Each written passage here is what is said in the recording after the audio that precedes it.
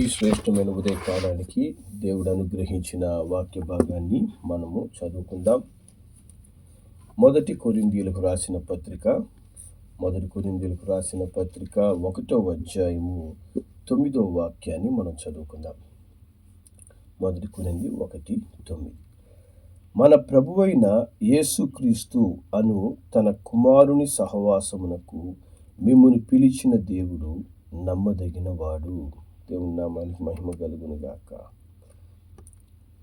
కాబట్టి దేవుడు మనకి వాక్యం ద్వారా మాట్లాడుతున్నాడు. ఆయన చెప్తున్నాడు, దేవుని సహవాసమునకు నిన్ను నడిపించుకున్న వాడు, నిన్ను పిలుచుకున్నటువంటి వాడు మనిషి కాదు, ఆయన సర్వశక్తిమంతుడైనటువంటి దేవుడు, సర్వాధికారి అయిన దేవుడు. ఆయన నిన్ను తన కుమారుని యొక్క సహవాసమునకు చేర్చుకున్నాడు. కనుక దేవుడు ఎటువంటి వాడు? ఆయన నమ్మదగిన వాడు. దేవుని నామానికి మహిమ కలుగును గాక. ఆయన అన్ని సమయములలో నమ్మదగిన దేవుడై ఉన్నాడు. మరి ప్రతి విషయంలో కూడా మనము నమ్మగలిగిన వ్యక్తి ఎవరైనా ఉన్నారు అంటే దేవుడు ఒక్కడే, ప్రభు అయిన యేసుక్రీస్తు ఒక్కడే. ఆయనను మట్టుకే మన జీవితంలో అంతం వరకు నమ్మగలం.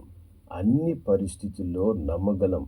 మనం నమ్ముకున్న ప్రతి ఒక్కరూ ఏదో ఒక సమయంలో మన చెయ్యి విడిచిపెట్టచ్చు, మనకు హాని చేయొచ్చు, మనకు విరోధముగా మాట్లాడచ్చు, మనతో ఉన్నట్టే ఉంటూ ఏదో ఒక సమయంలో మనల్ని విడిచిపెట్టచ్చు.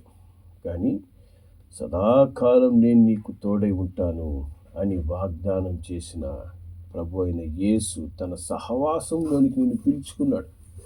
ఆయన ఎప్పుడు కూడా నమ్మదగిన దేవుడు. ఆయన ఎటువంటి దేవుడు? నిన్ను అందరూ విడిచిపెట్టినా ఆయన చెప్తాడు, నీ తల్లిదండ్రులు నిన్ను విడిచినా నేను నిన్ను చేరదీస్తాను. హల్లెలూయా. మరి అంతకు మించినటువంటి వ్యక్తులు ఇంకెవరున్నారు చెప్పండి? తల్లిదండ్రులు నిన్ను విడిచిపెట్టేసినా కూడా నేను నీకు తోడై ఉంటాను, నేను నిన్ను చేరదీస్తాను, నేను నిన్ను ఆదరిస్తాను, నడవలసిన మార్గంలో నేను నిన్ను నడిపించగలను. కాబట్టి ఈ దినము నీ నమ్మకం దేని మీద ఉంది? నీ నమ్మకం దేని మీద పెట్టుకొని ఉన్నావు? నీ నమ్మకము దేవుని మీద ఉందా? ఎటువంటి నమ్మకాన్ని నువ్వు దేవుని మీద ఉంచుతున్నావు? ఎటువంటి నమ్మకాన్ని నువ్వు లోకం మీద ఉంచుతున్నావు? లోకం మీద నమ్మకం ఉంచినవాడు, లోక సంబంధమైన వ్యక్తుల మీద నమ్మకం ఉంచినవాడు, లేదా తనది అనుకున్న వారి మీద నమ్మకం ఉంచినవాడు, పరిస్థితులను నమ్మకం ఉంచినవాడు ఖచ్చితంగా ఒక దినము అవమానపరచబడతాడు, ఒక దినము కృంగిపోతాడు, ఒక దినము వేదన కలుగుతుంది. మరి ప్రభువు యందు నమ్మిక ఉంచినవాడు ఎప్పుడు కదల్చబడని స్థిరమైనటువంటి కొండవలే, సియోను కొండవలే వారు నిలబడతారు. ఎందుకంటే దేవుడు నమ్మదగినవాడు. ఆయన మట్టుకే నీ నమ్మకాన్ని వమ్ము చేయక, నీ నమ్మకానికి తగినటువంటి మేలును ఆయన నీ జీవితంలో చేయగలిగినటువంటి శక్తిమంతుడైన వాడు. మరి మార్కు సువార్త 9వ అధ్యాయంలోకి మనం వెళ్తే, ఇక్కడ ఒక తండ్రి యేసయ్య దగ్గరకు వస్తున్నాడు. తన కుమారునికి అపవిత్రాత్మ బట్టి ఆ బిడ్డను ఎంతో బాధిస్తూ ఉండగా, మరి దేవుని యొద్దకు వచ్చి, అయ్యా, ఎంతో కాలంగా నా బిడ్డ ఈ విధంగా ఈ పరిస్థితిలో ఉన్నాడు, ఈ సమస్యలో ఉన్నాడు, మరి నాకు విడుదల కావాలి, నా బిడ్డను స్వస్థపరిచయ్యా అంటున్నప్పుడు యేసు అంటాడు, మార్కు సువార్త 9వ అధ్యాయము 23వ వచనంలో, అందుకు యేసు, నమ్ముట నీ వలనైతే నమ్మువానికి సమస్తము సాధ్యమే అని చెప్తున్నాడు. హల్లెలూయా. నీ వలన అవ్వగలిగింది ఏంటంట? నమ్ముట. నమ్మడం అనేది నీ వలన అయితే అంటే ఏంటి? ఆ నమ్మకమే అతనిలో కనపడడం లేదు. చాలా మందిలో కనబడనిది ఏంటంటే నమ్మకం. దేవుని ఎదుట నమ్మకస్తులుగా మనం ఉండాలి. దేవుడు నిన్ను నమ్మే విధంగా నీ జీవితం ఉండాలి. దేవుడిని అన్ని విషయాల్లో నమ్మగలగాలి. ప్రతి పరిస్థితిలో నువ్వు ఎవరిని మొదట నమ్ముతావు అంటే, మా తల్లిదండ్రులను, లేకపోతే నా భర్తను, నా భార్యను, లేకపోతే నేను నమ్ముకున్న స్నేహితులను, లేదా నాకు సహాయం చేస్తానని చెప్పిన వ్యక్తులను కాదు. మొదట దేవుడిని నమ్మాలి. మొదట దేవుడిని, ఆ తర్వాతే అన్నీ. మొదట దేవుణ్ణి. అందుకే ఇక్కడ యేసయ్య ఆ స్వస్థతకు ఏమి ఇబ్బందిగా మారిపోయింది. నీకు విడుదల ఎందుకు కలగడం లేదంటే, యేసయ్య అంటున్నాడు, మొదట నీ వలన అవ్వలేని దాన్ని సరి చేసుకో. ఏంటి?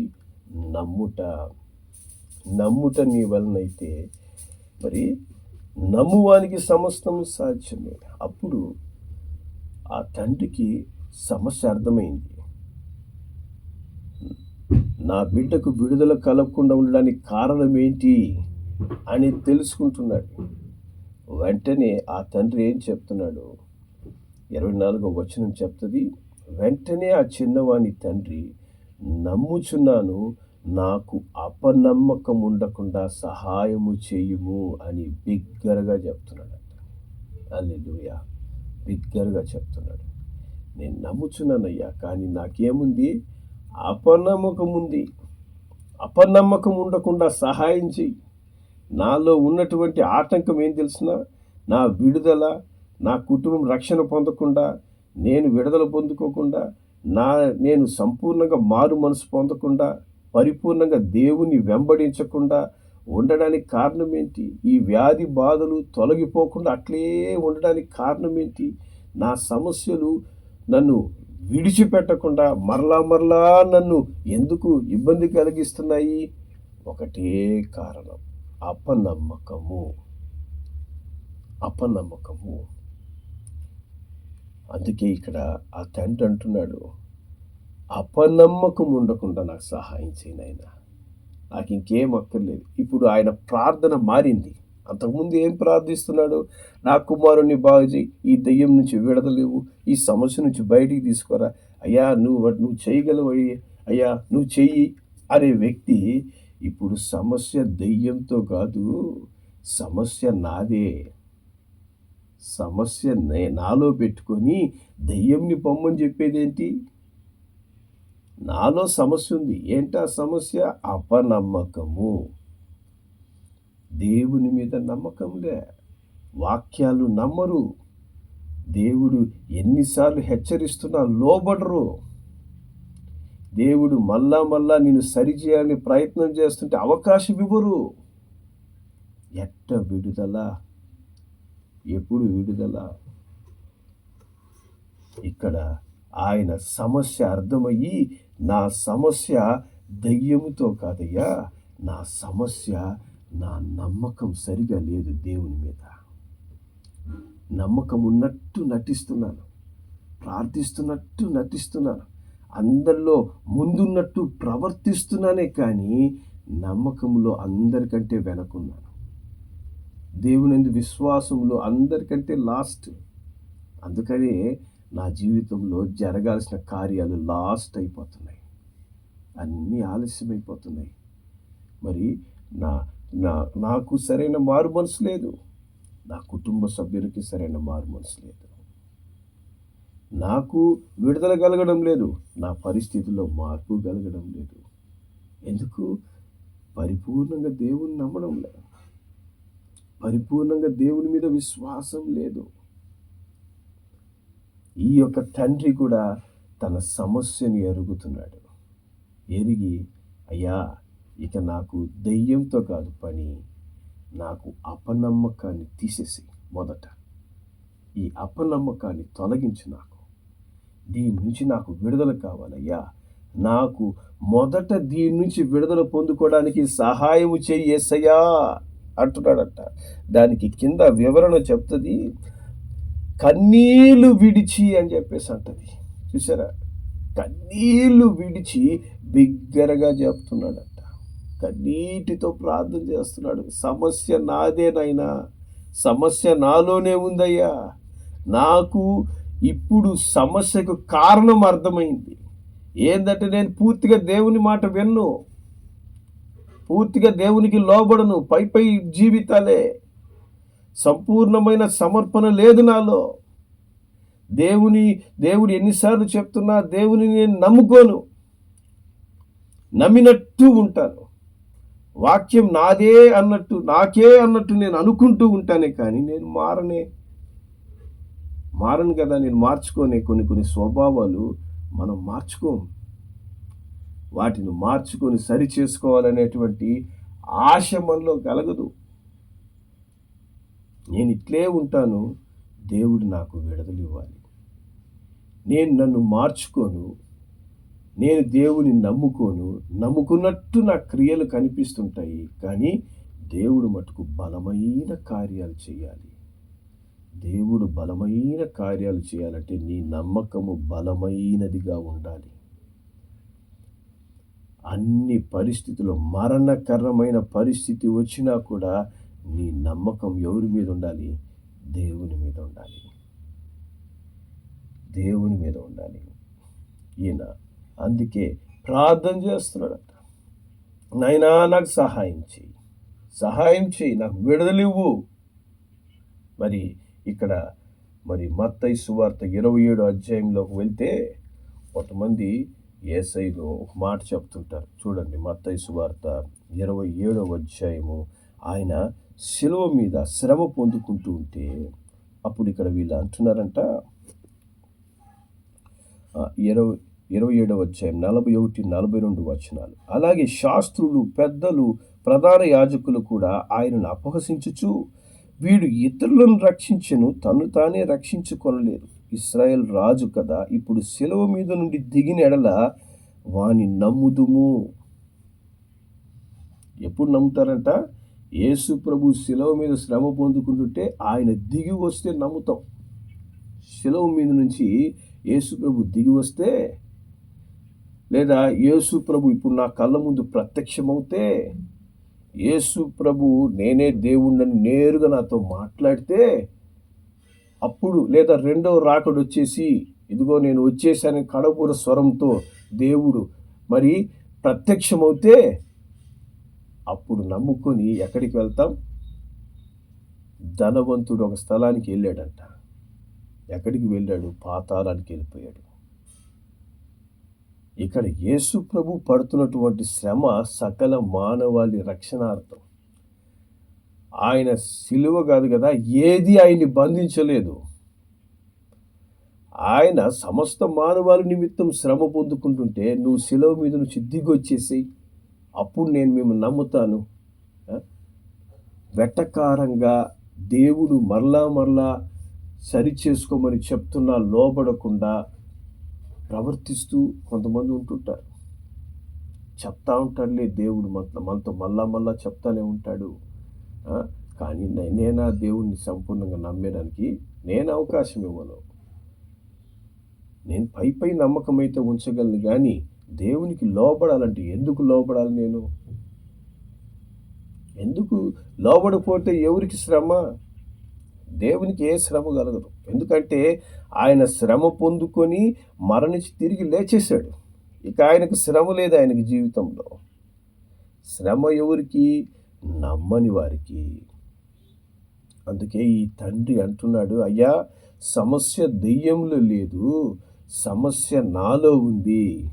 కాబట్టి మనం అందరం తెలుసుకోవాల్సిందంటే సమస్య నువ్వు ఎదుర్కొనే సమస్యలు లేవు, నీవే సమస్య అయిపోయావు.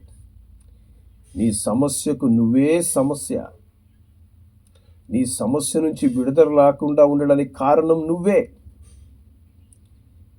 ఎవరి సమస్య నుంచి విడుదల పొందుకోవడానికి కారణం వాళ్ళే. సమస్యకు మనమే కారణమై ఉండి సెలవు నుంచి దిగి వస్తే నమ్ముతాను, యేసు ప్రభు ప్రత్యక్షంగా మాట్లాడితే నమ్ముతాను. ఇటువంటి వెటకారపు మాటలు, లోబడని స్వభావాలు ఏం చేస్తాయి? మేలు కలగజేయవు. పరీక్షించుకుందాం. నా సమస్యకు కారణమెవరు? నా సమస్యకు కారణము నేనా? లేకపోతే సమస్యనా? నేను సంపూర్ణంగా దేవునికి లోబడుతున్నానా? దేవుని మాట వింటూ ఉన్నానా? దేవుడు చెప్పినట్టు నేను సరి చేసుకుంటున్నానా? ఆఫ్టర్ ఆల్ ఒక డాక్టర్ గారు, మరి ఆయన ఎవరో కూడా నీకు తెలియదు. ఎవరో చెప్తే ఆ డాక్టర్ దగ్గరికి వెళ్తే ఈ ట్యాబ్లెట్ వేసుకుంటే నీకు బాగవుతుంది అని చెప్పంటే, ఆ ట్యాబ్లెట్లో ఏమి మందు ఉందో, అది తయారు చేసిన వాళ్ళు ఎవరో, ఎక్కడి నుంచి వచ్చిందో కూడా తెలియకుండా గుడ్డిగా ట్యాబ్లెట్లు వేసుకుని మింగేస్తారు. కరోనా సమయంలో మరి ప్రభుత్వం చెప్పిందని చాలామంది ఇంజెక్షన్లు వేసుకొని మరి ఇప్పుడు బాధించబడుతున్నారు. కాబట్టి గుడ్డిగా వేసేసుకుంటారు ట్యాబ్లెట్లు. మరి దేవుని దగ్గరకు వచ్చినప్పుడు 100 క్వశ్చన్లు వేస్తారు దేవుణ్ణి. నేను ఎందుకు నిన్ను నమ్మాలి? నువ్వు చెప్తావు, నేను ఎందుకు నీ మాట వినాలి? దేవుడు తన సొంత కుమారుణ్ణే మన కొరకు అనుగ్రహించినప్పుడు సమస్తాన్ని ఎందుకు అనుగ్రహించడు అని దేవుని వాక్యం చెప్తాడు రోమా 8:32లో. కాబట్టి ఆయన సమస్తాన్ని నీకు ఇవ్వడానికి శక్తిమంతుడు. ఆయన తన సహవాసానికి పిలుచుకున్నాడు నిన్ను. అయినా కూడా నేను మారను, మారు మనసు పొందుకోను, నేను ఇలాగే ఉంటాను అని మనం అంటే, యేసుప్రభు అంటాడు, నీలో ఉన్న అపనమ్మకాన్ని మొదట తీసేసుకో. ఆ అపనమ్మకమే మేలు కలుగకుండా ఉండడానికి కారణం. నీకు మేలు కలగాలి అంటే అడ్డుగా ఉన్నటువంటి నీ స్వభావాన్ని సరిచేసుకోవాలి. ఆయన తన సమస్యను పక్కన పెట్టేసి ప్రార్థన చేస్తున్నాడంట. ఇక్కడ ఆ చిన్నవాడిని తండ్రి, అయ్యా సమస్య దయ్యంలో లేదయ్యా, సమస్య నేనే నా సమస్యను సృష్టించుకున్నాను, నేనే నా సమస్యను రూపించుకుంటున్నాను, పెద్దది చేసుకుంటున్నాను. ఆ సమస్యలన్నీ కూడా ఎట్లా?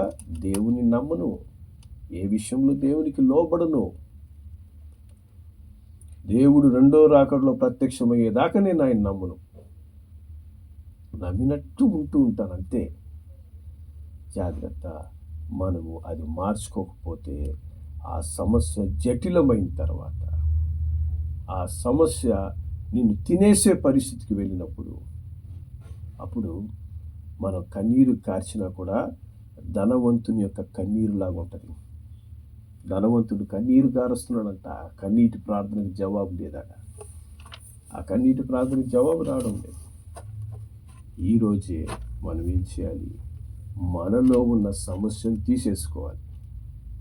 నాలో ఈ సమస్య ఉంది యేసయ్యా, నాకు సహాయం చేయని కన్నీటితో ఆ తండ్రి ప్రార్థించినట్లు మనం కూడా ప్రార్థన చేయాలి. కన్నీటితో, దేవా నాకు సహాయం చేయి, నా పరిస్థితులు మారాలయ్యా అంటే నీ మీద నాకు నమ్మకం కావాలి, నిన్ను నేను సంపూర్ణంగా నమ్మాలి. నమ్మడం అంటే ఏంటి? లోబడ్డం. నమ్మడం అంటే ఏంటి? లోబడుట.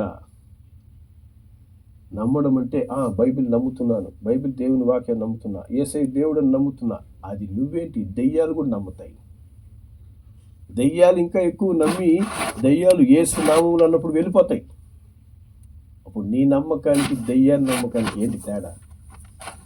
నమ్మడం అనగా సంపూర్ణంగా లోబడడం, సంపూర్ణంగా దేవుని మాటకు లోబడడం, అక్కడే నమ్మకం. యేసు ప్రభు సంపూర్ణంగా తండ్రి మాటకు లోబడి తండ్రిని నమ్మి శిలువలో ప్రాణమి పెట్టాడు. మరి మన నమ్మకం ఎలా ఉంది? నేను నమ్ముతున్నాను యేసయ్యను, నువ్వు ప్రార్థన చేస్తాను, నేను ప్రార్థన చేస్తాను. నువ్వు గంట సేపు చేస్తే 2 గంటలు చేయగలను నేను ప్రార్థన. నమ్మకం ఉందా? నమ్మకం లేని ప్రార్థన 24 గంటలు చేసినా జవాబు రాదు.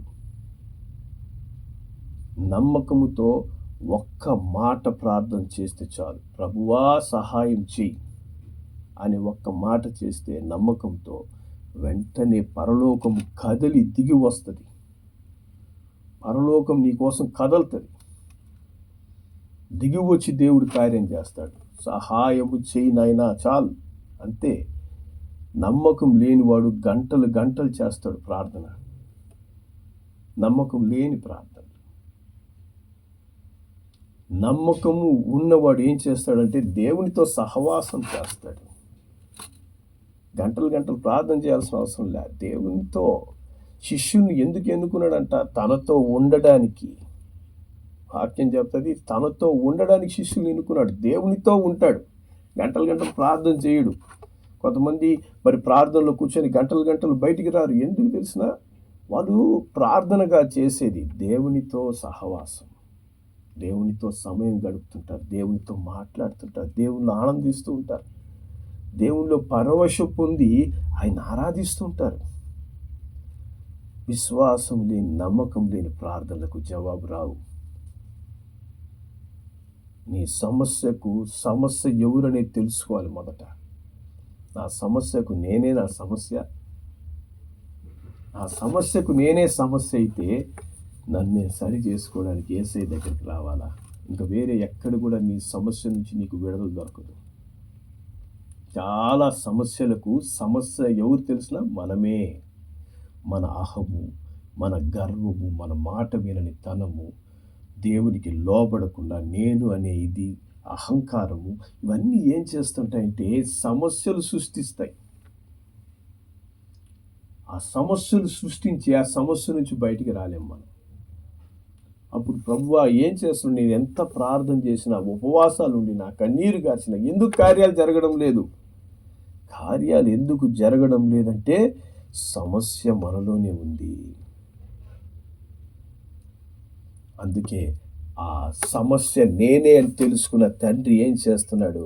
ఇక నేను దెయ్యాన్ని పంపిమని ప్రార్థన చేయనయ్యా, నాలో ఉండే ఈ అపనమ్మకమును మొదట తొలగించు. ఆటోమేటిక్గా అన్నీ జరిగిపోతాయి. హల్లెలూయా. దేవుడు చేసిన అద్భుతాన్ని బట్టి ఆయనకు స్వస్థత, వాళ్ళ కుమారుడికి స్వస్థత. హల్లెలూయా. ఈ దినం నీకు, నీ ఇంటికి స్వస్థత ఉందా? నీ జీవితంలో మార్పు ఎప్పుడైతే వస్తుందో అన్నిట్లో మార్పు అనేది వస్తుంది. నిజమైన మార్పు, మారు మనస్సుకు తగిన ఫలాలు మనలో కనిపించినంత వరకు దేవుని కార్యాలు మనం చూడలేం. కాబట్టి సమస్య ఎక్కడ ఉందో అని మనం పరిశీలించుకుందాం. దేవునికి లోబడే నమ్మకం మనలో ఉండాలి. లోబడని నమ్మకం కాదు. లోబడుతున్నావా? నువ్వు నమ్మినట్టు. లోబడడం మీద నువ్వు నమ్మకం లేదు, దేవుని మీద అపనమ్మకం ఉంది. కాబట్టి సరి చేసుకుందాం. దేవుడు మనకు సహాయం చేయనుగాక. ప్రార్థన చేద్దాం. ప్రేమగల మా తండ్రి, నీకు వందనాలయ్యా. అనేక సార్లు మా జీవిత సమస్యలకు మేమే సమస్యగా మారిపోతున్నాం. సమస్యలను కోరి తెచ్చుకుంటున్నామయ్యా. సమస్య లేని దగ్గర సమస్యలను సృష్టించుకుంటున్నాం. ఎందుకంటే మేము దేవునికి లోబడం. పై నమ్మకం, నమ్ముతున్నానంటే యేసయ్య తెలుసు అనే మాటే మా నోట్లో వస్తుందయ్యా. అపనమ్మకాన్ని మాలో నుంచి తీసివేయండి. మాకు సహాయం చేయి నాయనా. నాలో ఉన్న ఈ అపనమ్మకాన్ని తొలగించు యేసయ్యా. ఆ యొక్క చిన్నవాని తండ్రి సమస్య దెయ్యంలో కాదు నాలో ఉంది అని నాయనా కన్నీటితో మొరపెట్టినట్లు ఈ దినం మొరపెడుతున్నాం. సమస్యను తీసి ఈ సమస్యను తొలగించు. దేవునికి లోబడినటువంటి ఈ అపనమ్మకం అనేటువంటి స్వభావాన్ని తొలగించి ప్రతి సమయము దేవునికి లోబడుతూ నైనా మమ్మల్ని సరి చేసుకున్నడం ద్వారా మా బిడ్డలకు విడుదల, మా కుటుంబానికి రక్షణ, నా ప్రతి సమస్య నుంచి విమోచన, ప్రతి ప్రార్థనకు జవాబు పొందుకునేందుకు మాకు సహాయం చేయమని అయినా మమ్మల్ని మీ చేతికి అప్పగించుకుంటూ యేసు నామములో ప్రార్థిస్తున్నాము తండ్రి. ఆమేన్.